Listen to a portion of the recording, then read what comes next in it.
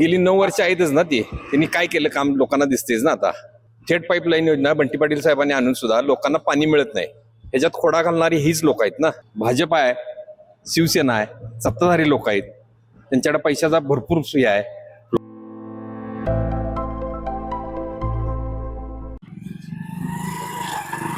आता आपण कोल्हापूर महानगरपालिकेच्या निवडणुकीच्या निमित्ताने प्रभाग क्रमांक 18 मध्ये आहोत आणि प्रभाग क्रमांक 18 मध्ये येथील जे महाविकास आघाडीचे उमेदवार सर्जेराव साळुंखे सर आपल्यासोबत आहेत आणि गेले अनेक दिवसापासून या भागामध्ये त्यांचं सामाजिक कार्य, इथल्या लोकांचे जनसंपर्क आणि येथील विविध स्तरातून लोकांशी संपर्क असल्यामुळे एक महाविकास आघाडीकडून अतिशय ताकदीचे उमेदवार दिलेले आहेत आणि इथल्या लोकांची जेव्हा आपण बोलतो तेव्हा जाणवतं की सातत्यानं या लोकांच्याकडून महाविकास आघाडीच्या उमेदवारांना कुठेतरी त्यांचा पाठिंबा वाढताना दिसतोय आणि त्याच निमित्ताने आपण सर्जेराव साळुंखे सरांशी बोलणार. 9 वर्षापासून या आपल्या शहरामध्ये निवडणुका नव्हत्या. जनमानसाची किंवा लोकांची जे काही कामं होती कशा पद्धतीने होती आणि आता याला कसं चालना मिळू शकते? नगरसेवक नसल्यामुळं लोकांची कामं, प्रत्येक कामं तटलेली होती. लोकांनी कुणाच्या दारात जायचं हा प्रश्न पडलेला लोकांना. आता 9 ते 10 वर्षानंतर आज इलेक्शन व्हायला आल्या, त्यामुळे लोकांच्यात आता उत्साह आहे किंवा नवीन लोक आता आपल्याकडे नगरसेवक म्हणून येणार, तर त्यांच्याकडनं कामांची अपेक्षा आहे लोकांची. तर त्या आता अपेक्षा पूर्ण करण्यासाठी आम्ही आज या मतदारसंघात उभारलेलो आहे. खरं म्हणजे प्रभाग क्रमांक 18 मध्ये संमिश्र लोकवस्तीचा भाग आहे. एकीकडे स्लम एरिया म्हणजे झोपडपट्टी आहे, उच्चभ्रू लोक आहे, मध्यमवर्गीय लोक आहे. असं असताना या भागाचा जर विकास करायचा असेल तर एक उमेदवार म्हणून आणि एक नगरसेवक, भावी नगरसेवक म्हणून आपल्याला काय वाटतं कोणकोणत्या स्तराचा विकास ह्या आपल्या प्रभागात झाला? स्लम एरियात बऱ्यापैकी रस्ते नाहीत, गटर नाहीत, शौचालयाचा सगळ्यात मोठा प्रॉब्लेम आहे लोकांचा. अजून केंद्रातनं एक स्वच्छ भारत योजना, एक घर एक शौचालय, तर त्या पद्धतीनं बऱ्याच ठिकाणी अजून ते झालेलं नाही. या अगदी 10-20% लोकांच्या पर्यंत ते पोहोचले. त्याचा आपण पाठपुरावा करून त्या लोकांना ते स्वच्छतागृह उभा करून देण्याचं आमचं पुढचा हे असणार आहे.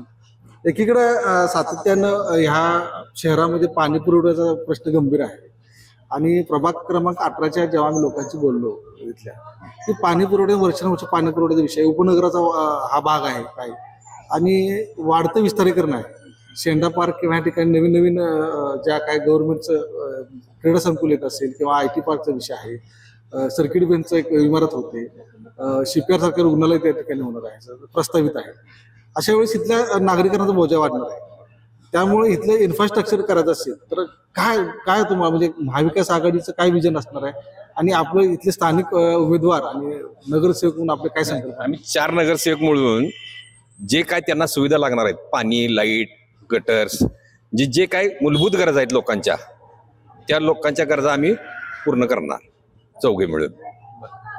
जनतेतून कसा प्रतिसाद आहे? एकदम छान आहे. लोक उत्साहानं मायावर, म्हणजे प्रचार फेरीला 25-30 लोक कायम मायावर असतात, माझ्या मिसेस बरोबर असतात, त्यामुळं लोकांचा प्रतिसाद चांगला आहे. खरं म्हणजे आपली आई ह्या प्रभागातून यापूर्वी नगरसेवक होत्या, त्यांचं कामही अजून या ठिकाणी सातत्यानं लोक नावं घेत असतात. त्यांचा हा वारसा आपण जेव्हा आपण पुढे चालत असतात तर कुठेतरी मनावर दडपण आहे का की आपण त्यांच्या आईने जे काम करून ठेवलेलं आहे त्याच्यापेक्षा वाढवायचा एक पुढे संकल्प असताना थोडं दडपण वाटतंय का? दडपण म्हणजे वॉर्ड मोठा झाल्यामुळे दडपण वाटतंय. तर आता 4 नगरसेवक असल्यामुळे त्याचा काय प्रॉब्लेम येणार नाही. महाविकास आघाडीचं कसं काय वातावरण आहे? एकदम छान आहे.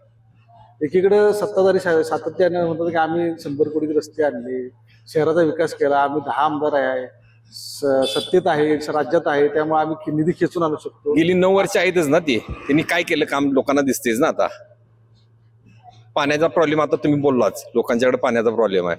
थेट पाईपलाईन योजना बंटी पाटील साहेबांनी आणून सुद्धा लोकांना पाणी मिळत नाही. ह्याच्यात खोडा घालणारी हीच लोक आहेत ना. का असं होतं? नागरिकांचा मुस्कटदाबी काय केली जाते? काय आता ते त्यांना माहित ना, जे बंटी पाटलांना श्रेय मिळून येते ह्याच्यासाठी त्यांचा प्रयत्न चालू आहे. बंटी पाटलांना जर श्रेय मिळालं तर आमच्या आघाडीला त्याचा चांगलाही मिळेल. यावेळेचा जागा वाटप 74 जागा काँग्रेसकडून घेतली झाली आणि मित्र पक्षाला 7 जागा दिली. कुठेतरी युती तुमची जे म्हणजे शरद पवार गट असेल, आम आदमी पक्ष असेल आणि तिसरी आघाडी केली, ह्या आघाडीचा फटका काँग्रेसला बसेल?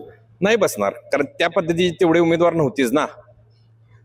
बंटी पाटील साहेबांनी सामान्यातल्या सामान्याला उमेदवारी दिली, जो खरोखर हाडाचा कार्यकर्ता आहे, लोकांच्यात काय मिक्स होणार आहे, लोकांची गरजा जाणून घेणार आहे, लोकांच्या अडचणी जाणून घेणार आहे, अशा लोकांनाच साहेबांनी हे दिलेले आहेत उमेदवारी. एकीकडे हा प्रश्न महत्वाचा काय विचारतो की 18 मध्ये दिवंगत आमदार चंद्रकांत जाधवचे सुपुत्र सोबतीला घोषित केले आणि त्यावेळी उमेदवारी बदली त्यांची. मतदारांना काय संदेश द्याल तुमच्या? मतदारांनी, सुज्ञ मतदारांनी काँग्रेसला सहकार्य करावं, काँग्रेसला पाठिंबा द्यावा आणि सगळ्यांना निवडून द्यावं. धनशक्तीचा वापर होईल काय? होणार ना. भाजप आहे, शिवसेना आहे, सत्ताधारी लोक आहेत, त्यांच्याकडे पैशाचा भरपूर सोय आहे, फ्लो आहे, त्यामुळे ती मतदारसंघात पैशाचा हे वापर करणार. काय परिणाम होईल? काय आता लोक ठरवतील ना पैसे घेऊन काय करायचं आणि काय नाही. ते जागृतपणे मतदान करायचं तर काय करायला लागेल? काय लोकांच्या घराघरात पोचायला पाहिजे, लोकांना भेटायला पाहिजे. माझा बऱ्यापैकी सगळा आता 100% वाढ फिरून झालेला आहे. बंटी साहेब येणार आहेत का? मग सभा वगैरे होणार ना, होणार की. आपल्या मतदारसंघामध्ये काय कोपरा सभा मोठे होणार ना, एक सभा मोठी होणार राजनगर किंवा एखाद्या सुभाषनगरच्या चौकात अशी. तर साहेबांना आपण थेट प्रश्न काय विचारले आणि अतिशय निर्भीडपणे त्यांनी उत्तर दिलेत. मुळात गेले 9 वर्षापासून प्रशासनाचा कारभार असल्यामुळे अनेक लोकोपयोगी कामं ह्या कोल्हापूर शहराच्या अंतर्गत तटलेली आहेत आणि नगरसेवक आल्यामुळे ह्या कामांकडे गती मिळेल आणि नगरसेवक कसा असावा यासाठी त्यांनी सुद्धा स्पष्ट मत केलेले, व्यक्त केले त्यांनी मत. आणि येथून या शहराचा विकास जर करायचा असेल, प्रभागाचा विकास करायचा असेल तर एका विचाराचे आणि एका ताकदीचे 4ही लोक असेल तर ताकदीने हा विकासाचा, शहराचा विकास होऊ शकतो. येणाऱ्या काळामध्ये मतदार त्यांच्या आव्हानाला कसे स्वीकारतात हे पाहणं महत्त्वाचं आहे. लाईव्ह मराठीसाठी संदीप कांबळे, कोल्हापूर.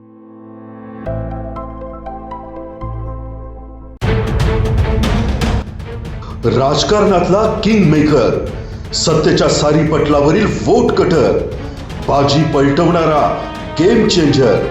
पण अखेर या महापालिकेत कोण ठरणार धुरंधर?